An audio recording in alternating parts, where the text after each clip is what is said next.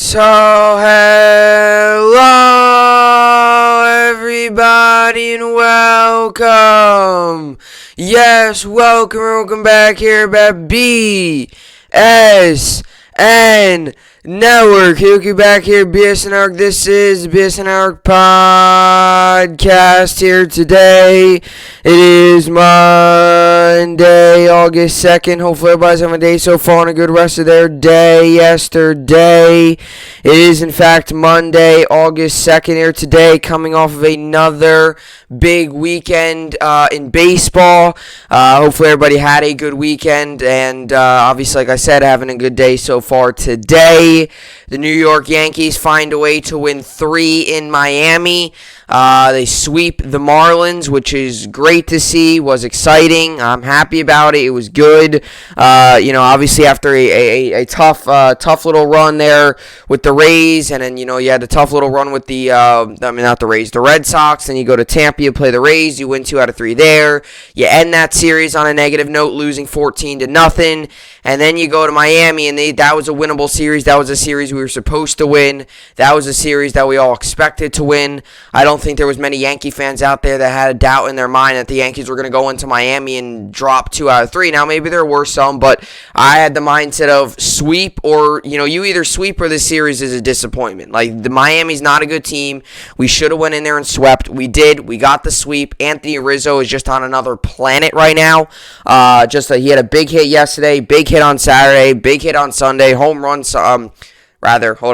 big hit Friday, had a home run on Friday, had a home run on Saturday. Yesterday came up and tied the game with his big RBI single, and then Judge got, Stanton in, and it all started out with that error. And I mean, really what happened yesterday was just simply crazy. The Yankees were getting shut down early in the game. They were able to fight back. They were able to claw their way back into the game.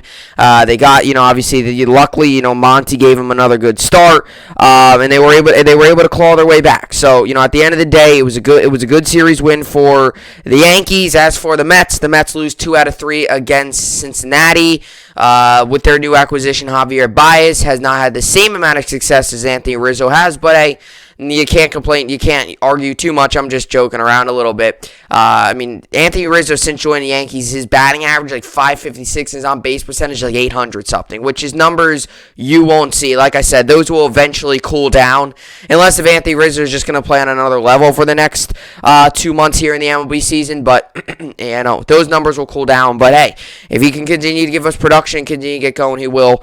Gallo, I'm not concerned about Gallo, right? I said this when we got Gallo. I expected Gallo to be, he's a striker. He's going to strike out a lot. He's going to get hits. He's going to walk. He's walked 2-3 times so far. He's gotten a hit. So he's kind of done what we've expected him to do. Maybe he's done a little bit less, I think. But yesterday he had that really nice double. He obviously struggled a little bit otherwise, but he strikes out a lot. But he is going to walk. He is going to get on base, which we saw some of that so far. He looks at a lot of pitches. He's patient up there. He works a lot of counts. He works the pitchers, which is why I actually like that we got him too, because it's not just what he does when he's hitting. He works pitchers. He gets into some deep counts. He fouls balls off. Yes, it might not be the results you expect him to, but he'll work up the pitch. He'll work up his pitch count. So Gallo, I do believe, will get going. I believe this Baltimore series, you're going to see a lot of guys get going. I believe Stanton will get back on a roll. I do. Baltimore is a struggling team. I do believe you're going to see a lot of guys get going. Like I mentioned, Yankees won sweep. Mets lose the series against the Reds. Kind of a tough series for them. Reds, like I said, I didn't think they should have an issue with them, but they did. And I took the loss yesterday, 7-1. So they will start up a series today as well. They will head down to Miami. So it's kind of funny. New York Yankees just got back from Miami. Now the Mets are heading down to Miami. I'm not a big fan of dome stadiums. I'm not. Just watching it on TV, I'm just not a fan. I just don't like it. I don't like dome stadiums. I don't know. Something about it when you're watching a game is just so, I don't know. It's a day game. You want to see that sunshine. I don't know. I just feel like watching a game in a dome stadium is just not the same. I just don't like it. So, glad the Yankees are out of Miami. With all that being said, let's get to the topics for the podcast here today. As I mentioned just now, Yankees sweep the Miami Marlins. They get the job done down in Miami, so they will now head back to New York and try and get the job done here on the 7-game homestand. They start up a 7-game homestand tonight with 3 against Baltimore, then 4 against Seattle. That Seattle series is really big. That's a big Seattle series. That's a series that's going to mean a lot for playoffs and going to mean a lot for the wild card. So definitely a big series there. But first, the Yankees got to take care of Baltimore. So I'll recap this series with the Yankees. Then I'll get into the series against the Orioles and beyond. And then, as I mentioned on Friday, I was going to talk about the MLB trade deadline deals. Well, Javier Baez got traded to the Mets, so I want to get to that. I also want to get to some of the other deals, talk a little bit about Scherzer, talk a little bit about, the Cubs blowing everything up. And I kind of want to get into that, get into those different deals, as the trade deadline this year was definitely the most active, was definitely the most fun. Without a doubt, the most deals went down this year on the trade deadline. So I wanted to get to all those, get to all the different deals, talk about Baez to the Mets, talk about what the Cubs did, the Dodgers, all different teams that made the moves. I'll get to that. Then we'll finish off with the podcast, with the New York Sports Update. As always, we finish it all off every single day with the New York Sports Update. Jets training camp, Giants training camp fully underway. Fans are back today, I believe, at Jets training camp. So they had an off day yesterday. They decided to take the day off, take things easy. I do believe the players still went into the building yesterday and looked over film, probably got some treatment, worked out maybe, all that stuff. So they did that yesterday, but today they're back on the field. So that should be good. I always like training camp. Like, it's obviously not the real game, but just sitting there and watching, it's just football. You're watching football instead of OTAs, mini camp. That's all exciting, but the training camp's different because this is it. This is the real stuff. This is where roster spots are going to be decided. This is who's going to be starting, who's not. Training camp battles. We always talk about those. We always talk about who's going to be the starter week 1. Is it going to be this guy or is it going to be this guy? We find that out at training camp. Rookie OTAs, mini camp, all that stuff, that's different. Training camp, on the other hand, is really where it gets exciting. And actually, football is going to be on in 3 days. The Hall of Fame game between the Pittsburgh Steelers and the Dallas Cowboys is going to be on. That's Thursday. So as much as it's Hall of Fame game and it's not going to be it's not regular season football. It means nothing. It's preseason. It's still football, so we'll get some of that on Thursday. I don't know how much of that I'll watch because I'll probably be watching the Yankees game. But either way, football is back this week. So that should be exciting too. So, football's coming back here. Baseball's getting to the best part of the season where you start, especially as a Yankee fan right now, we're chasing a playoff spot.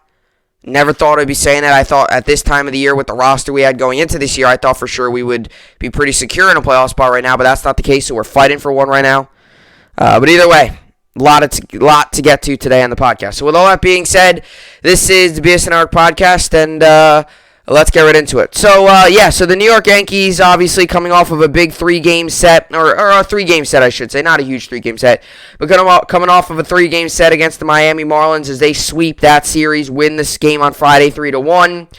Win Saturday 4-2, and get the job done yesterday to get the brooms out as they win yesterday 3-1 as well. And this obviously all comes after all the big acquisitions of Joey Gallo and Anthony Rizzo and Andrew Heaney, the pitcher that we acquired, will start tonight against Baltimore. So he'll get his opportunity to see what he's made out of. We'll see if he can have better results here than what he did in LA. He struggled a little bit with the Angels. He wasn't as successful with the Angels as many people expected him to be. He has potential. He hasn't lived up to it yet. So he's coming to the Yankees here. Hopefully they can fix him. Hopefully they can turn him into a better pitcher. We'll see what he can do. He starts tonight against Baltimore. So obviously this weekend was I feel like this weekend, as much as it was against Miami, as much as it was against the struggling Miami Marlins team who was going into yesterday's game was like 44-60, and now they're 44-61.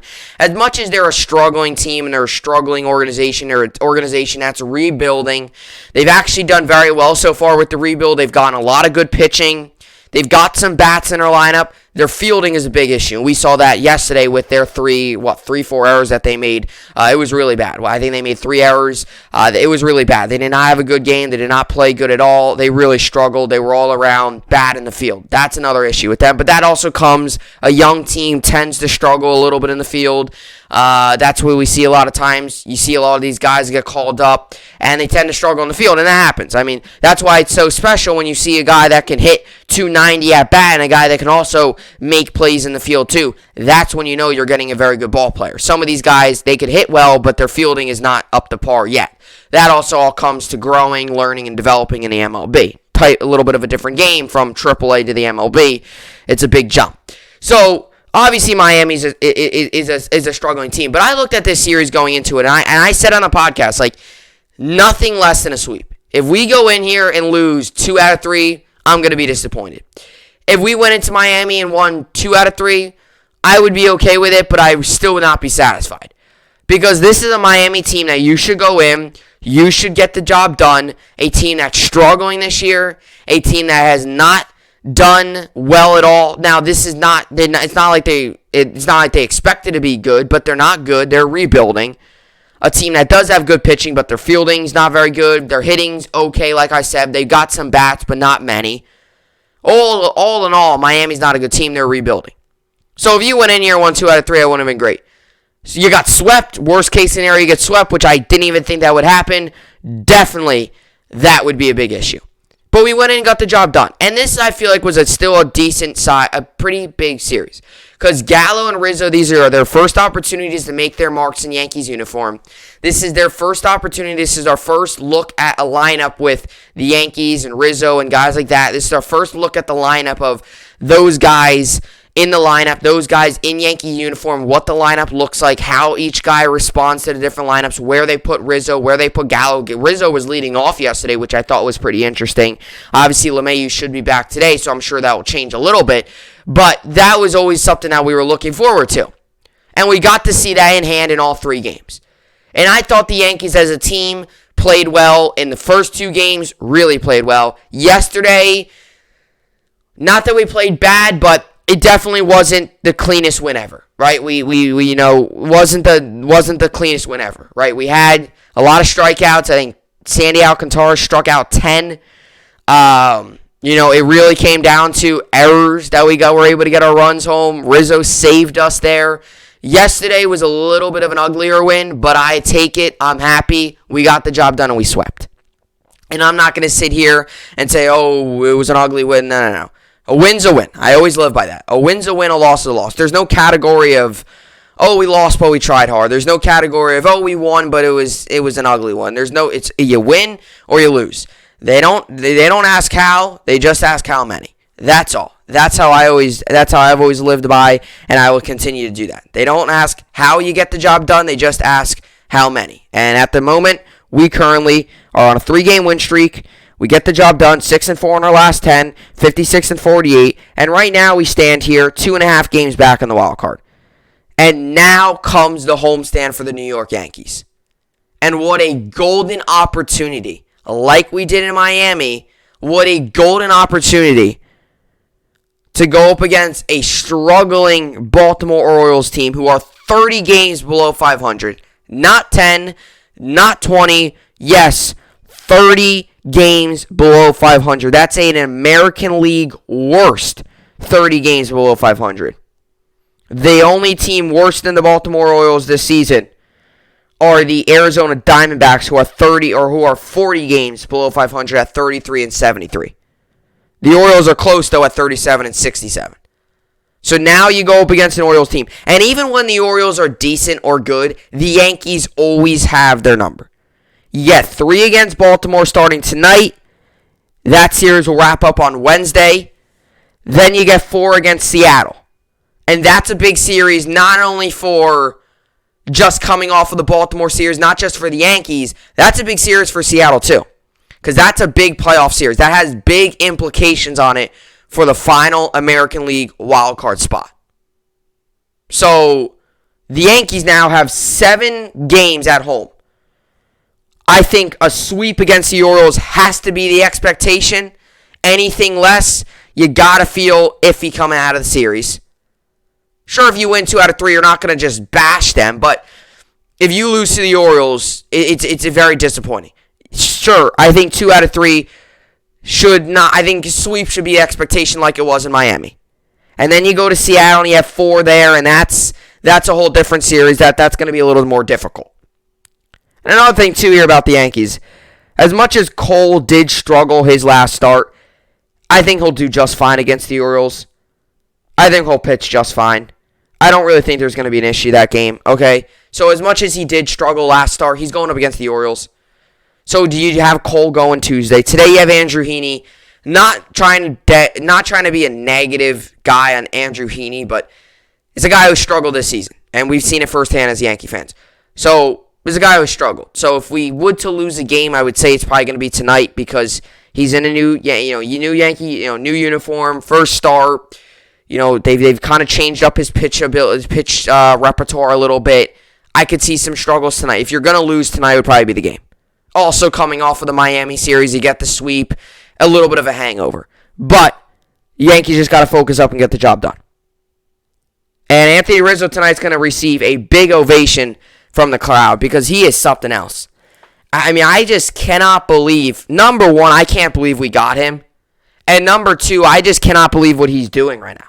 Like, when we got him, I expected him to be definitely a bat in this lineup that was going to help us, that was going to be a big key.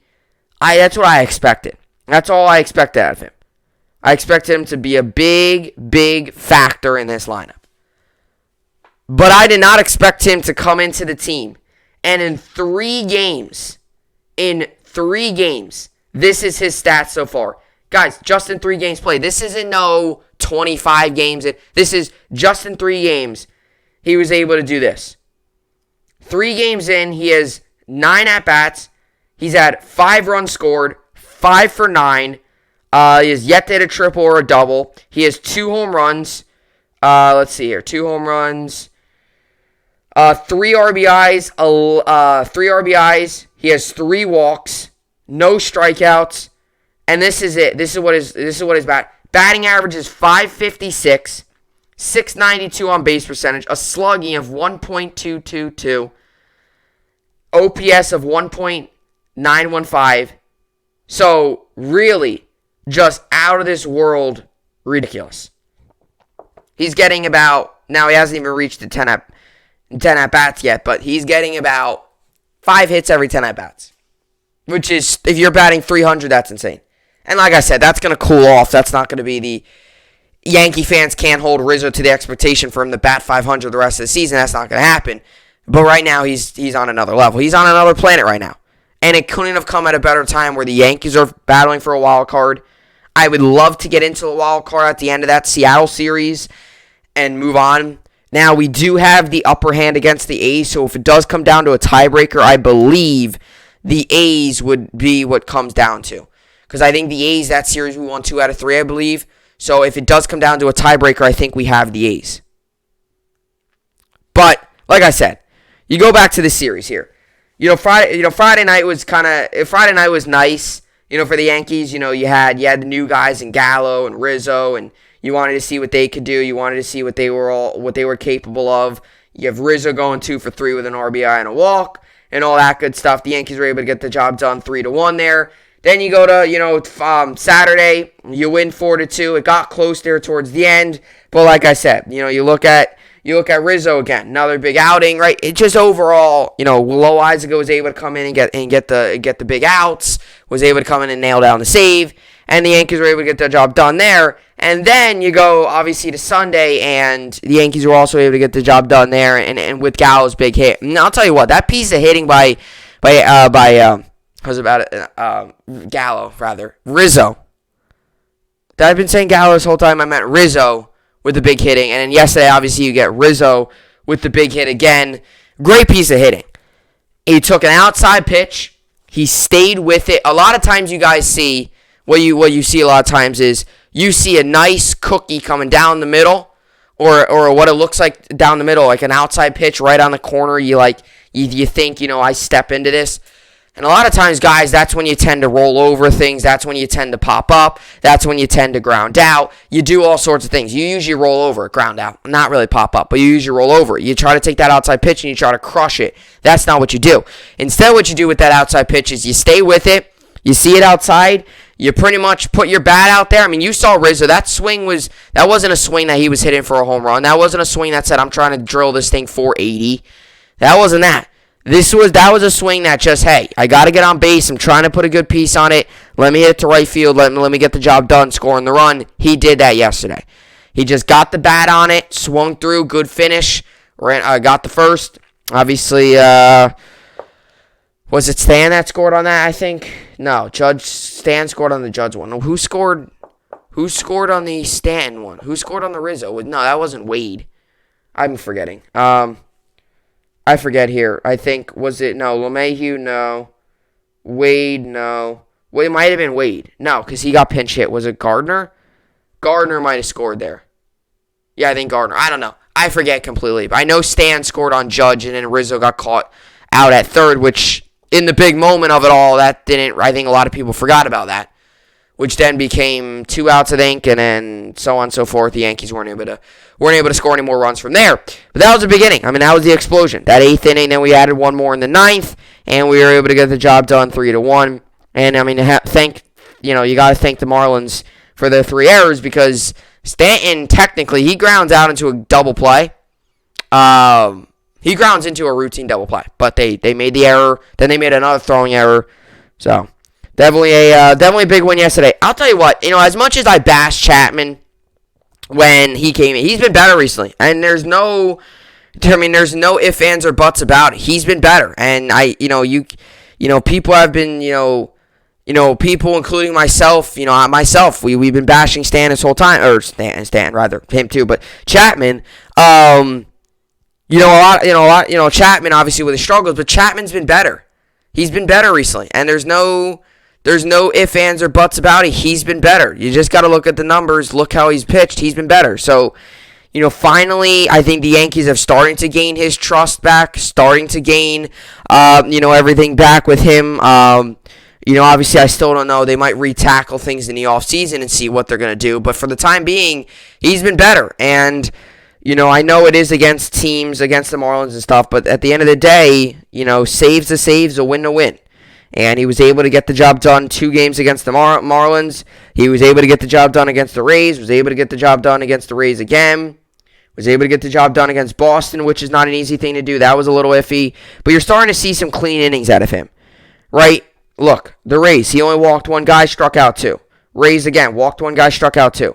Against the Marlins, struck out a guy. Didn't allow a hit or a run or a walk. Yesterday, struck out 2, didn't allow a hit or a run or a walk. So he got the job done yesterday too.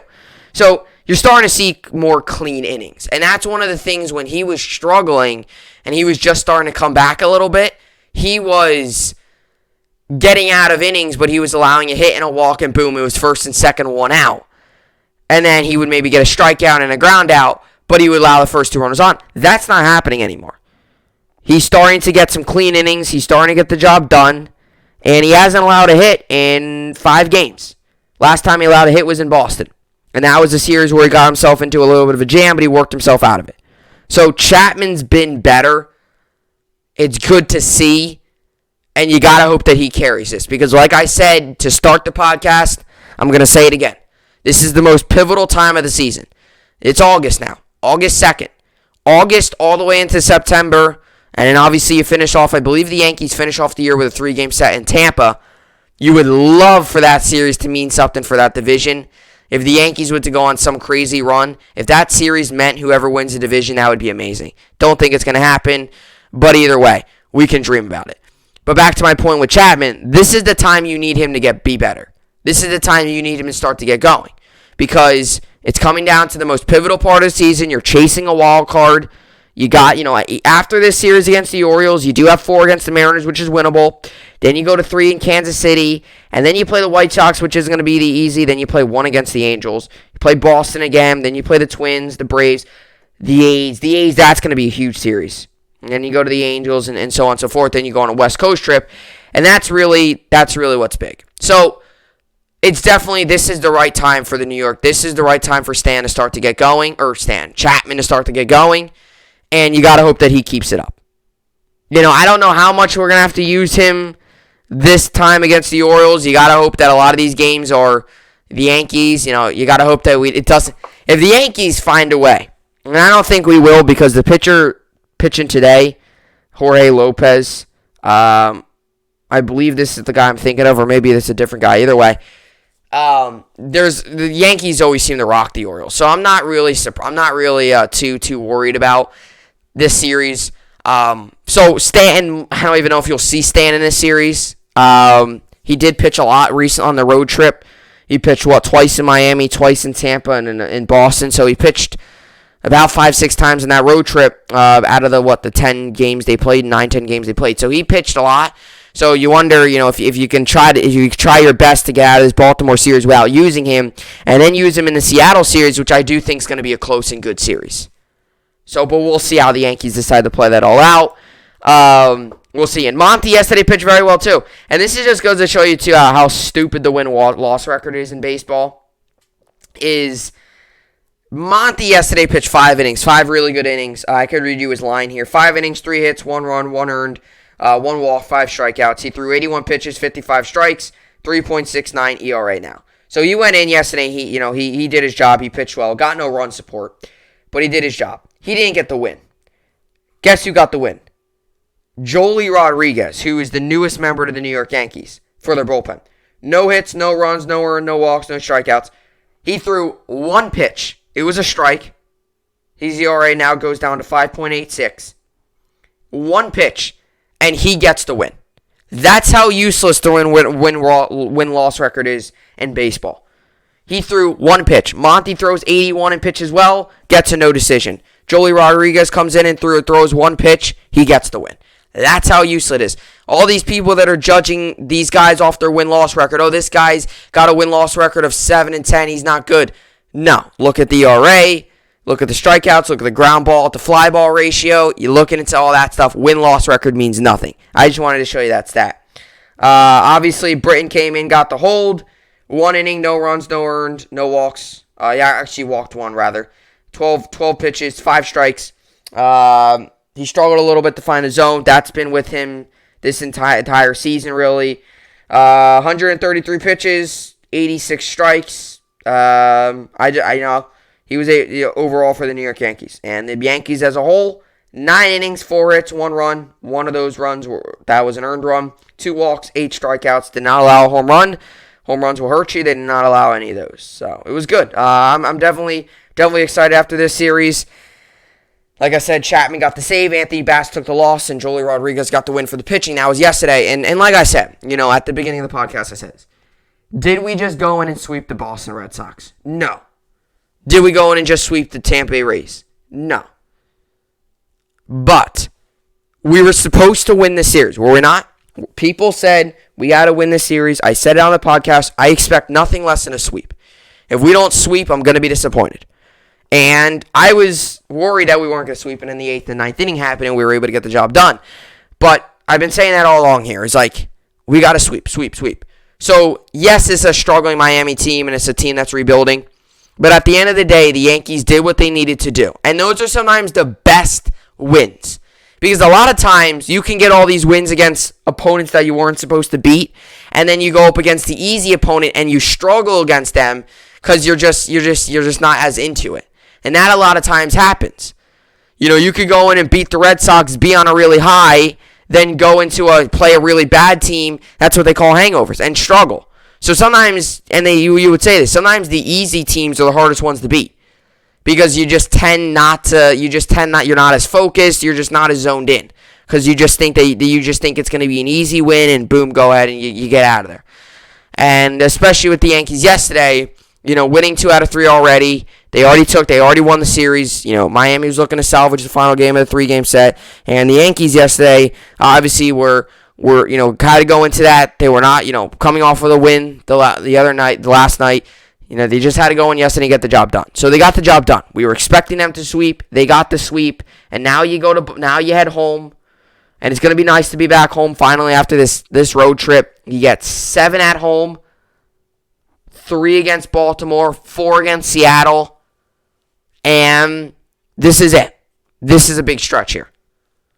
Because you have 3 against Baltimore, which those are 3 very winnable games. Seattle's going to be harder, but also very winnable. And we'll see how the Yankees play this thing out. Anthony Rizzo is making his debut at Yankee Stadium today. I think he's going to get a very big hand. I think he's going to get a very, very big hand by the Yankee fans, especially what he's done so far. Not just the fact that we got him, but what he's done so far as the New York Yankee. Batting .500, getting the big hit yesterday, hitting the home runs, getting the RBIs, getting on base, making the plays on defense. He made an excellent play yesterday. He got the ball, ground ball to him, threw it to Glaber. Glaber threw back to him. I mean, it was just an excellent play, and it was something that it's just remarkable. And I don't know what Luke Voigt's role is going to be anymore. I'm not guessing this. This is what Brian Cashman said, that he's going to play, but he's going to be in a different role. I like Luke Voigt a lot. He would probably be better off with another team with his role, but I think that's something you reevaluate in the offseason. If Rizzo continues to play like this, there's no ifs, ands, or buts about it. You have to re-sign Rizzo in the offseason.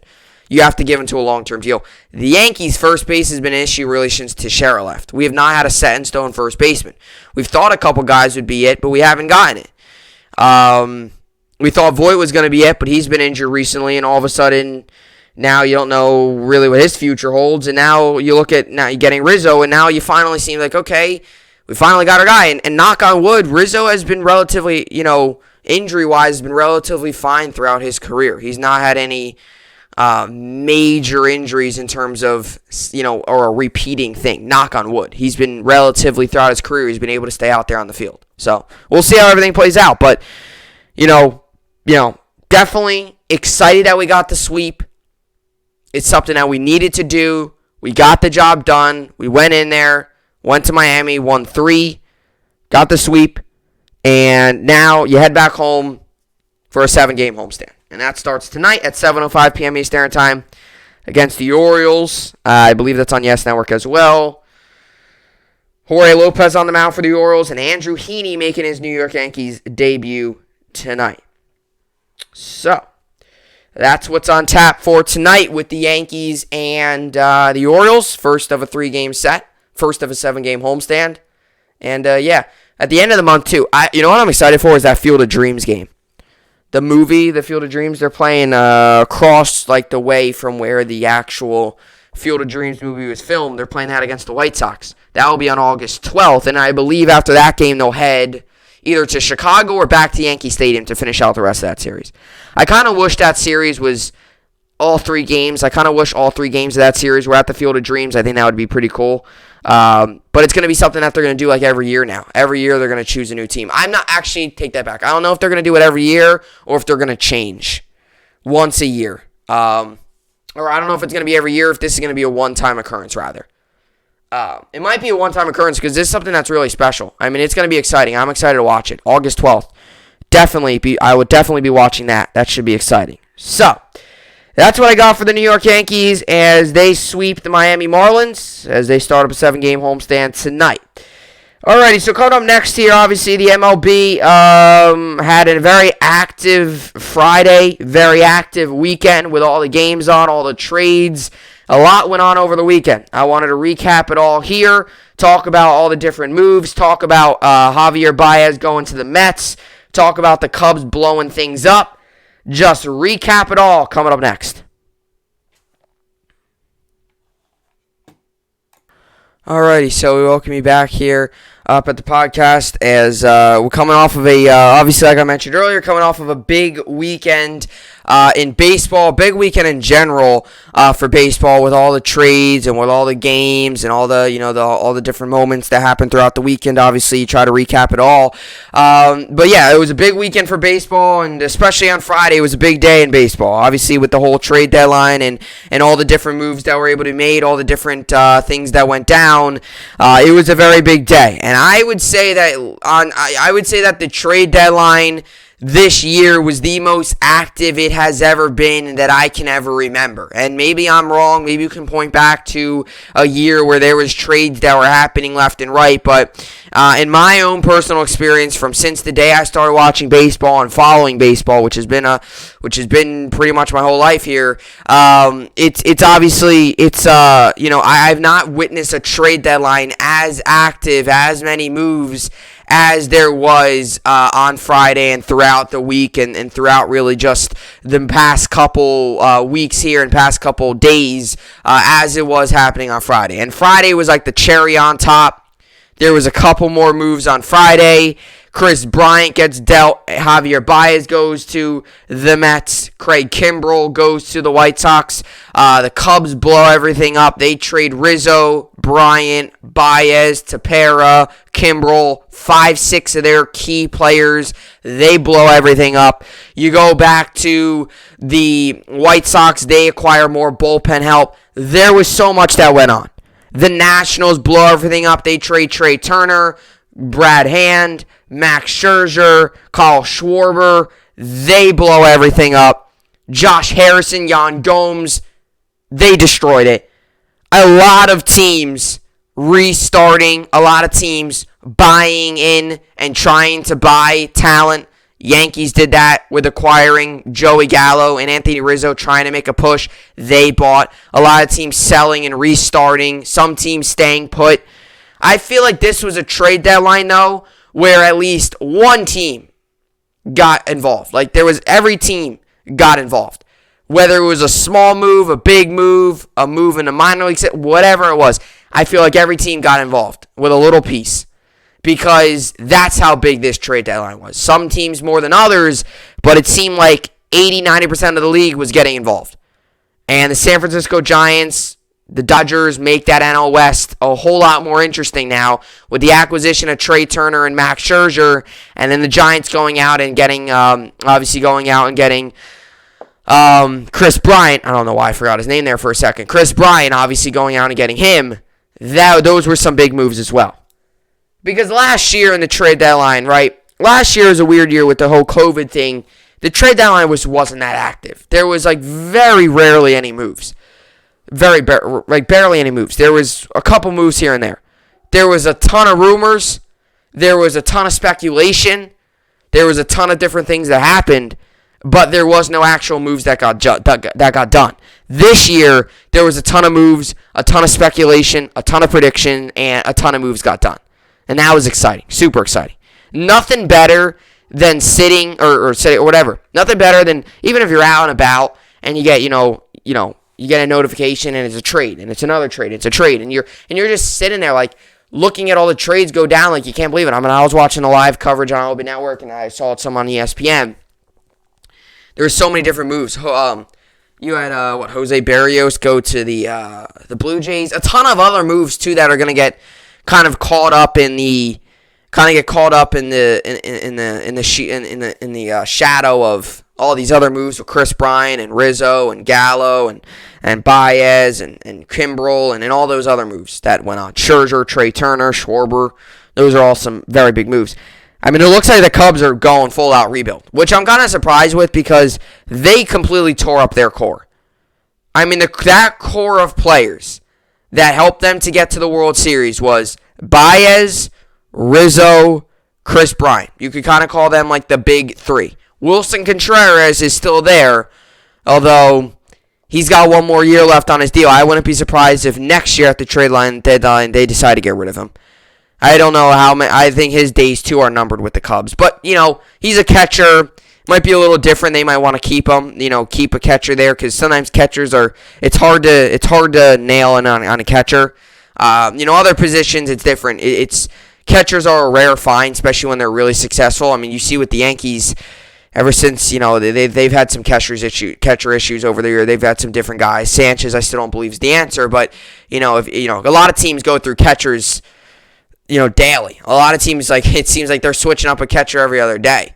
That's what it seems. So, they might keep Wilson Contreras, but for them giving up their whole core, they're going full out rebuild. Now, Kimbrell and Tepera, those guys I believe weren't there with the World Series. I know Kimbrel was, and he was with the Red Sox. I don't think DePera was either. I don't know too much about him. I've heard of him obviously this year with rumors, and I've heard because he's had a very good year this year. I've heard of him. But Kimbrel, I know from being the Red Sox, I can't stand him. I don't like the way he does that thing with his arms before he pitches, and I also don't like when he was on the Red Sox, he shut down the Yankees a lot, so not a big fan of him. But he's having a very good year. He's having a very good season. Arguably one of the best, if not the best, closer in baseball. I think him and Josh Hader, you could say for both of them, they're arguably the best. I think you could also say Liam Hendricks is up there, although he can give you an inning or two too throughout the game, but he can also go into that closer role. But yeah, the Cubs, I mean, they're ripped up their core. So this is a team who a couple weeks ago we were talking about, I should take that back. About a month ago, we were talking about them blowing everything up, or talking about them buying, rather. Going all in and buying. And then they went on this big losing streak, and they continue to lose, and now they sold, and they're going to continue to lose. So they blew everything up. The Nationals, who I was more surprised with the Nationals blowing everything up than I was with the Cubs. Because the Cubs are in a different situation, okay? I'll tell you why. The Cubs division's harder. It's a tougher division. The Cubs right now are 12.5 back, okay? And they're 5 games below 500. With the Brewers and Reds in that division, with the Brewers being in that division, being 20 games above 500, might as well restart. Right, they're 12.5 back. I understand why the Cubs restarted. But in terms of the Nationals, I don't understand. Because the Nationals are 6.5 games back of the Mets in the first place. So they're 49-56. Not saying they're going to make a run.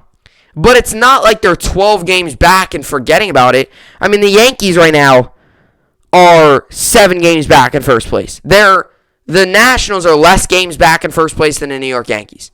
That just goes to show you how weak the NL East is. And the Nationals completely blew things up. I'm not saying they should have went out and bought and got this guy and this guy and this guy. That wouldn't have been worth it. Because whoever wins the NL East, they'll be in the playoffs. There's not going to be a wild card team coming out of the NL East. It's either going to be the Padres, Dodgers, or Giants. That's going to be the wild card. Dodgers, Padres, or Giants. One of them, 2 of them is going to be in the wild card. So you could forget about whoever doesn't win the NL East is not going to make the playoffs. That's just the reality of it. If you win, that's how it was in the NFC East last season. If you win it, you're in. If you don't, you're not gonna make the playoffs. Right? Same thing here in the NL East. If you win a division, you're in. If you don't, you're not. But the Nationals are 6.5 back. It's not like they're 15 games back and have no shot.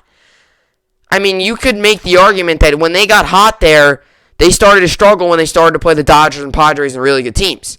But against teams in their own division, Phillies, Mets, Braves, Marlins, I mean, I don't quite understand why they restarted completely. I don't. I get the thought process of just starting over, but if you really look at what's ahead for them, it's not like they're completely out of it. And you ripped up the core too, and who knows if those guys are gonna be back? The Scherzers, the Turners, guys like that. You know, you have 4 here against Philadelphia, which isn't gonna be easy because Philly's a good team, but still. Then you have 3 against Atlanta, which is not, they're not giving up yet either. And they didn't go out either and completely buy either. They got some guys here and there, but they didn't go out and completely trying to buy their way to a championship. They went out and got a couple pieces that were needed. But the Nationals, I'm genuinely surprised with. Then you have 3 against the Braves, 3 against the Mets, 4 against the Braves. Then you have Brewers, Marlins, Mets, Phillies. That's not a gauntlet of a schedule by any means. Those are all beatable teams. If you ask me, the Phillies are starting to get better, but they're a beatable team. They're not the Dodgers or the Padres where it's going to be extremely hard. They're a beatable team. The Braves are a beatable team. I still believe the Braves are really vulnerable without Acuna. The Mets, we just saw, they just lost 2 out of 3. They're a beatable team. Now, if I looked at the national schedule here and saw Dodgers, Padres, Rays, Red Sox, all those teams on their schedule, Brewers are on their schedule, but that's later in August. Look at this, and you see all those teams wrapped up, I'd be like, okay, I can understand why you restarted. But for being 6.5 back, I understand you're 7 games below 500, but it's not going to take a shiny, nice record to win a division in the NL East. I mean, the Mets are 6 games above 500, and they're first place, and they're struggling a little bit too recently. They're 4-6 in their last 10, and they just lost the series against the Reds. They don't have a shiny record by any means. The team that's going to come out of the division is going to be 5-6 games above 500. They're not going to be 20. It's not going to be 30. It's not going to be best record in baseball. It's going to be 5-6 games above 500, and the team that finishes second either is going to be 1 or 2 below 500 or about 3 above. That division's weak. I think the thought process behind the Nationals was yes to blow everything up, but I tend to disagree with it a little bit because you're 6.5 back. My prediction was wrong, too. I said that I could see them making a run, but you're 6.5 back. I mean, it's not like you're 10 games back and you have no shot. Marlins, I see why. They're 11.5 back. They don't have a shot. But the Nationals, you're 6.5 back. 6.5 games is separating you and the Mets. Now you put yourself and you have completely no chance. Worst case scenario, at the end of the year, you restart then. Like I said, I'm not saying the Nationals sort of went all in and bought and got this guy and got this guy and got this guy. I'm not saying that, but they should have just kept who they had. Maybe make a small addition here and there. Maybe trade some guys, but I don't understand completely why they did that. I don't. That's just my personal opinion. So, Cubs, I see why. And the Cubs, boy, we talking about blowing up. They did blow up. 51-56. On the season, which isn't terrible considering they're actually less than 5 games. They're less games below 500 the Nationals are, but it's a different situation because they're 12.5 games back from the division. So there's no sense in the Cubs going out and buying and restarting. Might as well trade, get some pieces back, while you can. And the Cubs are not a good team either, so they're struggling. It made sense for them to restart. It made sense for a team like the Dodgers to buy. They're 3 games back in the division. Made sense for a team like the Giants to buy. Padres, they had a little bit of a quiet deadline. They were in on a lot of guys, but were never able to really cash out. Outside of Adam Frazier, they were never really able to make that big move. The Pirates sold a little earlier, though. Phillies bought. They got Kyle Gibson and Ian Kennedy. I thought those were 2 solid moves. I think that division's going to come down to the Mets and the Phillies. Call me crazy. Call me wild. I don't really think the Braves have much of a shot. I really don't. You could sit here and disagree with me, but I still don't believe. Now, sure, could they maybe take over the Phillies and finish second? Sure. I'm not saying that's not going to happen. But win a division, I don't think that's going to happen. I think the Phillies and the Mets, sadly, I think the Mets are probably going to win a division, but I don't think it's wild to say the Phillies have a relatively fair chance. It's not impossible by any means, but they have a fair chance. You look at the A's, they got Starling Marte and Josh Harrison. They're 4.5 back. The A's are going all in on the wild card, and it looks like they might be trying to take the division too, because the way they were at the deadline, they bought. They got Josh Harrison, Starling Marte were the 2 big ones. You obviously had Yan Gomes as well, veteran. They're a team too that I don't think they're just buying to go to a wild card. I think they're trying to buy and they're trying to win that division. They're trying to take over Houston, which isn't outrageous because they're 4.5 back. It's not impossible. I think the A's are not only trying to go out and make the wild card, but they're trying their best to win the division. I do believe that. It's not out of reach yet. Outside of the A's, the Mariners are out of reach, Angels out of reach, and Rangers are all out of reach of the division. But the Mariners can still win the wild card. Now, that's going to be tough because the Mariners right now are in the division with the A's. They're going to have to play them a lot. It's going to be tough for the Mariners to win. It's going to come down to, I think, the Yankees and the A's. And I think the A's very well could go for the division as well there in the AL West. I'm just going through a couple teams here. Let's see. What are some other teams? Twins sold. They gave up, obviously, Nelson Cruz, Jose Barrez. I actually expected the Twins to be a little louder at the deadline, to be honest. And the reason I say that is because the reason why I think I thought they were gonna be louder and sell more is just because they're terrible this year. They're 18 games below 500, 18 games back rather.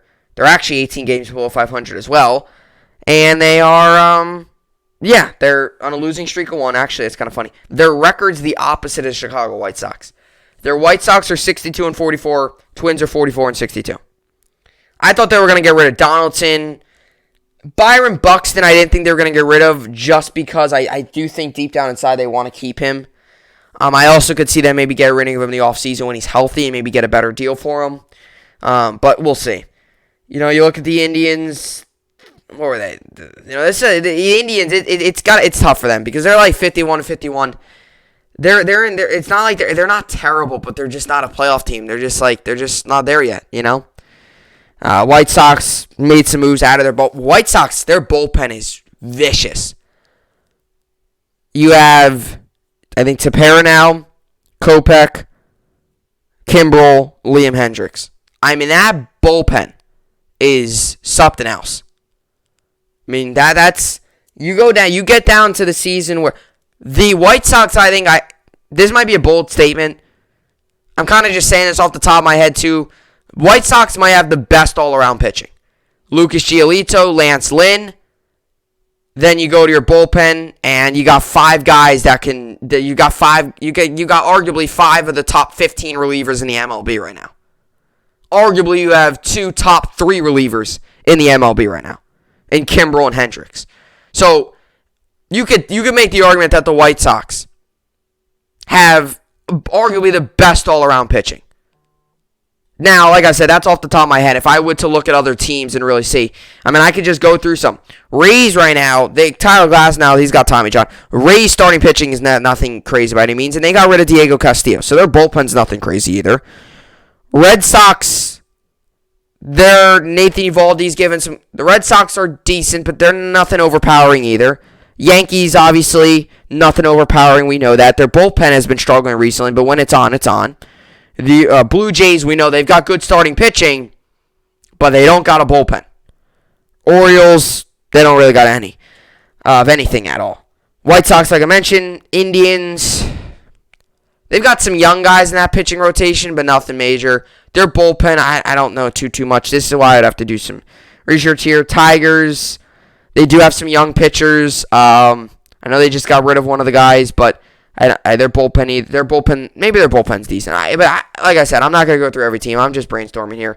Off the top of my head, definitely without a doubt, I think the White Sox, you can make the argument, have arguably the best all-around pitching. I'm not saying they got the best starting rotation.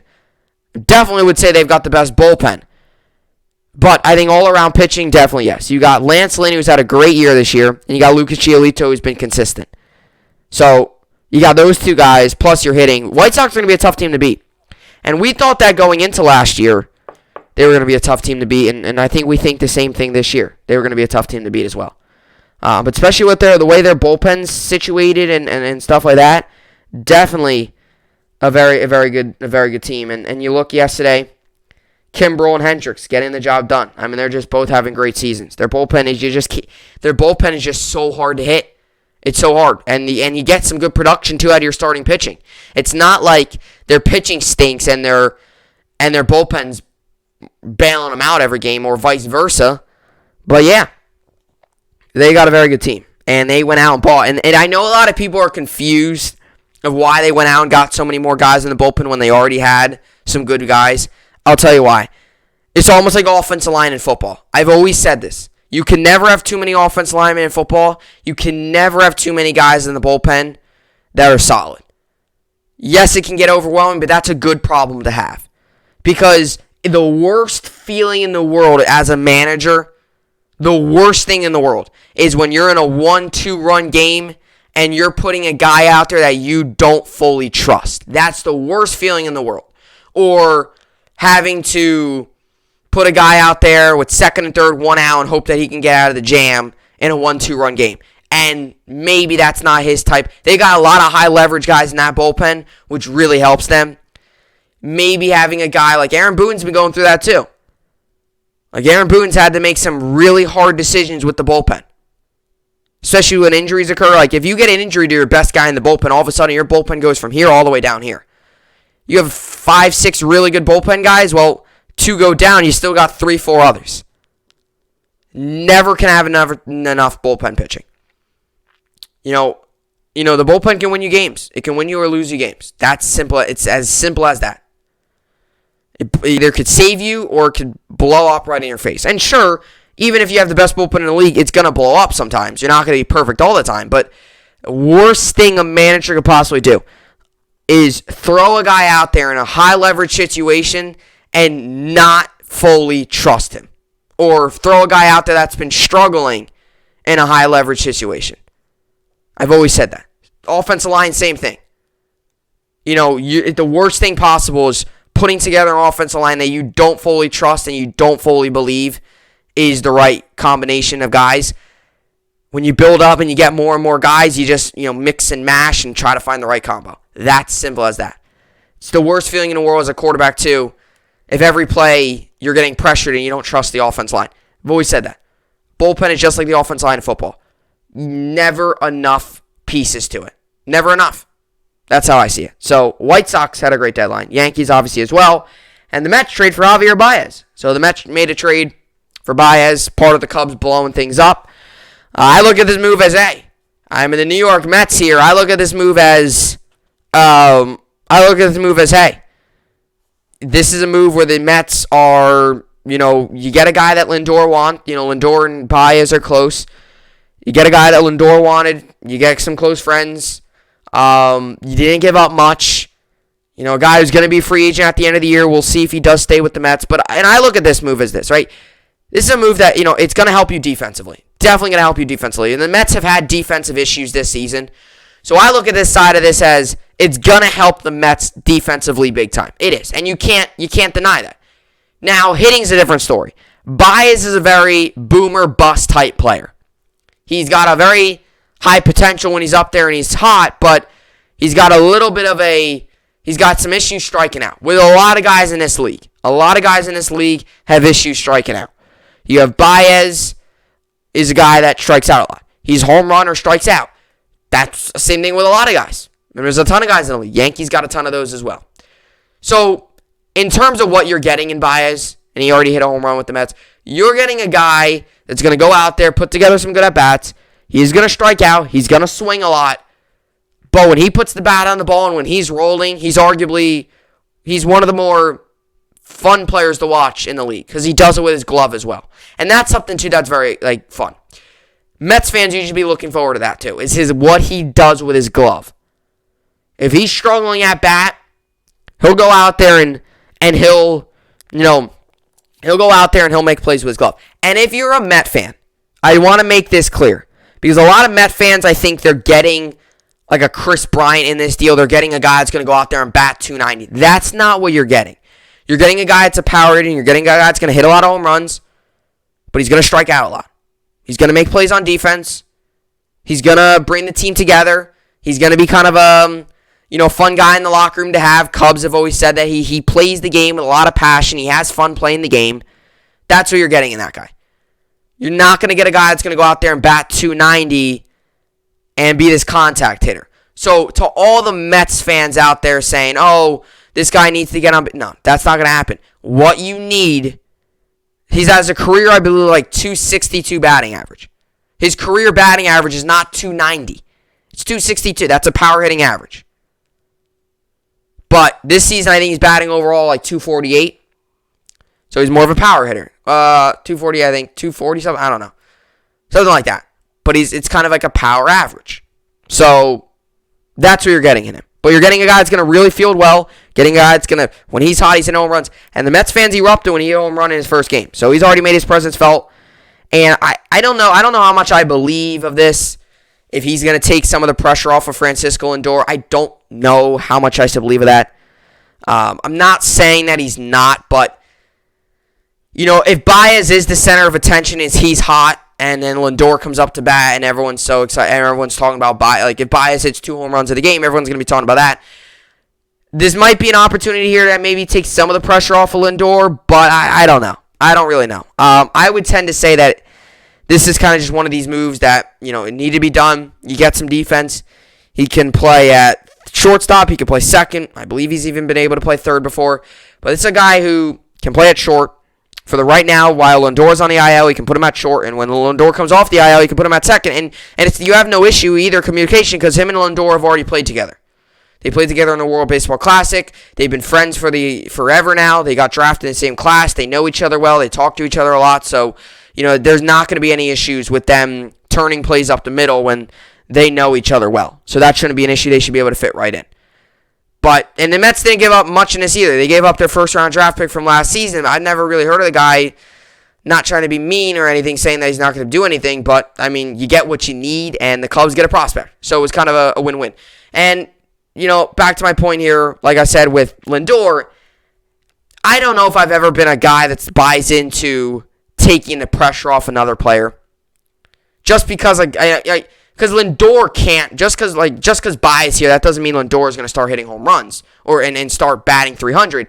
I think it's more so, if it does take the pressure off of him, it might be that, a lot of the tension is going to be on Baez, and it maybe loosens some of the pressure off of Lindor, and he goes out there and plays more loose. That might be how it is. But I don't know if I've ever been a believer in that, because at the end of the day, Met fans are going to watch Baez at bat. They're going to watch Lindor. They're going to talk about Lindor. They're going to talk about Baez. They're going to talk about all that. Sure, if Baez hits 2 home runs and has 5 RBIs in a game, he's going to be the talk of the town. And if Lindor goes 0 for 4 that game, no one's going to talk about it. But, I don't know. I don't know if he's going to loosen the pressure. We'll see. Lindor just got to get his bat. I mean, his fielding has not been an issue this season. It hasn't been. It's been his bat. That's how it's been. All right, so let's read this quick article here, and then we'll finish off the podcast with the New York sports update and fantasy and all that stuff. Javier Baez traded to Mets from Cubs and Blockbuster ahead of deadline. The Chicago Cubs reached an agreement Friday to trade shortstop Javier Baez to the New York Mets ahead of 2021 MLB trade deadline. New York announced the move dealing for Baez, pitcher Trevor Williams, and cash considerations while sending prospect Pete Crow Armstrong to Chicago. ESPN's Jeff Passan first reported the news, while John Heyman of MLB Network noted the terms. Baez has developed into MLB's most well-rounded shortstops, one of MLB's most well-rounded shortstops since becoming a full-time player for the Cubs in 2016. He enjoyed a strong 2019 season, which he posted a 281, 316, 531 triple slash line, and with 29 home runs across 138 appearances. All right, let's see. Although those are rock-solid numbers, they weren't quite as strong as his breakout 2018 campaign, which saw him finish with a career high in OPS, 881, home runs 34, and stolen bases 21. He did post a lackluster 599 OPS in 2020 as a part of the coronavirus pandemic-shortened season, but the sample size was far smaller than his previous productive years. Baez has compiled a 775 OPS with 22 home runs in 91 games so far during the 2021 season. The 28-year-old Puerto Rico native is also a wizard in the field. He ranks 8th among all MLB players with 15 defensive runs saved during MLB's last full season in 2019 per Fangraphs. Baez has spent his entire career in the Cubs organization since being selected with the 9th overall pick in the 2011 MLB draft, and last September he started his desire to keep it that way. He stated his desire to keep it that way. I grew up here and hopefully I stay here my whole career, he told reporters. We'll see. Chicago emerged as a seller ahead of this year's trade deadline as it fell to the fringe of a playoff contention and faced an offseason with several potential free agents. Baez, who of those players scheduled to hit the open market, became part of sell-off despite his desire to remain a Cub. The shortstop will slot in alongside Pete Alonso and Dom Smith in the middle of the Mets batting order following the Blockbuster deal. He'll likely start out at shortstop but could switch positions once Francisco Lindor returns from the injured list. I've always said this. Baez, I've always really liked Baez. I've always said that a couple years ago when he was in the home run derby, I started to really follow him and started to really enjoy watching him and like him a lot as a player. I've always liked Baez. He's actually one of my favorite players out there. I really like him, Baez. I don't talk about him a ton because he's with the Cubs, but I've always liked Baez. I like the way he plays the game. I like his infielding. I like his hitting, all that stuff. He's a well-rounded player. So the Mets are getting a very good hitter here. And does he loosen the pressure off of Lindor or not? We'll see. That's something that's going to have to develop over time. But definitely, the Mets make a splash. I know a lot of Mets fans wanted them to make a splash. They got it done. This move got done like an hour left of the trade deadline. And I was sitting there watching. I was like, geez, the Mets are not going to make a move.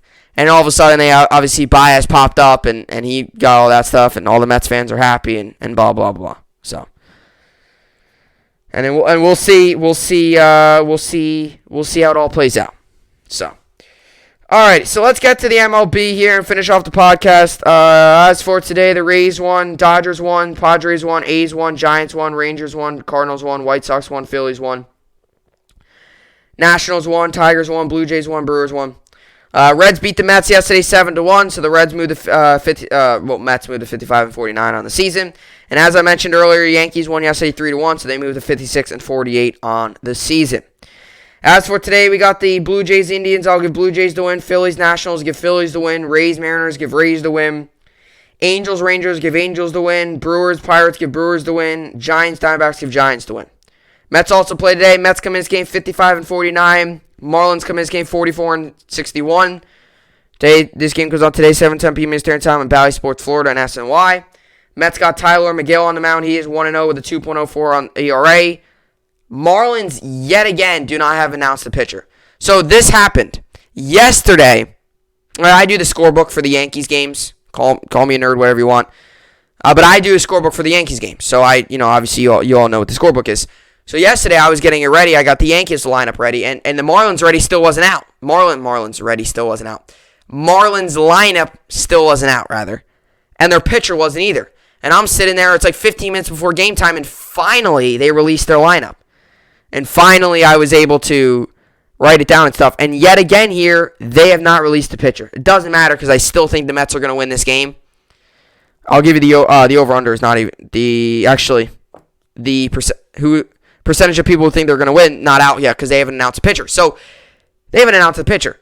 Yet again. Yesterday they didn't have a pitcher, and yet again today they didn't have a pitcher. And sure enough, actually yesterday, I thought they were going to do a bullpen game. Like, throw a guy out there, bullpen, give him 1 or 2 innings, and then move on, so on and so forth. They threw out Sandy Alcantara, who's one of their better pitchers. Arguably their best pitcher. So, I find it funny that they're not announcing their pitchers. It's so weird. Now, sure, you can go undecided and not announce your pitcher, but like 2 days in a row, they haven't announced the pitcher. Like what's going on? It's not like it's the trade deadline where you might have some guys getting traded. No, and they got a lot of really good pitching too. Like they've got some good pitching. But anyway, we'll find out when that game starts, obviously, or soon to that game starting. Let's get to the Yankees. Yankees play today. They come into this game 56-48, and they go up against the Orioles. Orioles are 37-67. This game goes on today, 7:05 p.m. Eastern Time on Yes. The Orioles got Jorge Lopez on the mound. He's 2-12 with a 6.19 ERA. And the Yankees got Andrew Heaney on the mound. He's 6-7 with a 5.27 ERA. He's making his Yankee debut. The over-under for this game is 9.5. 72% of people think the Yankees will win. I will give the Yankees the win.